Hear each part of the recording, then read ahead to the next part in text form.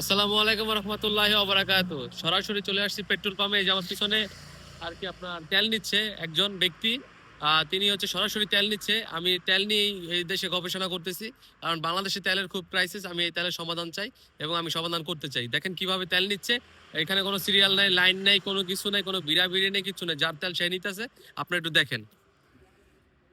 এই যে এখানে ওই মেশিনে আর কি আপনার টাকা দিছে। টাকা দেওয়ার পর আর কি এই নিজে গাড়ি থেকে বের হইছে এবং কি নিজেই তেল নিচ্ছে। যতটুক খুশি যতটুক মন চায় আর কি, যতটুক সে নিতে পারবে, মানে যতটুক সে মানে পেমেন্ট করছে ততটুক তেলে নিতে পারবে। ইচ্ছা মতো তেল নিতেছে, ঠিক আছে। তেলের দাম বাড়ছে। এখানে। এই যে আপনি দেখেন তেলের এখানে কয় টাকা লিটার বা কতটুক ডিজেল পেট্রোল কত লিটার করে এইগুলা দেওয়া আছে এখানে, অকটেন পেট্রোল আর কি। যাই হোক দেখেন, তেলের দাম বাড়ছে অনেক। এর আগে আমি দেখছিলাম 2 টাকা 50 পয়সা, মেবি এখন 2 টাকা 89 পয়সা দেখাইতেছে, ঠিক আছে। যাই হোক, তো এই হচ্ছে আপনার এই যে গাড়িটাতে তেল ভরতেছে উনি।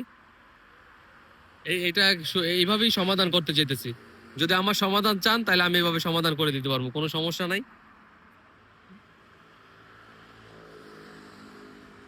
তো সকলকে ধন্যবাদ। আপনারা যেহেতু দেখছেন, আমাকে বিশ্বাস করতে পারেন, আমি এইভাবে আপনাদের সমাধান করে দিব।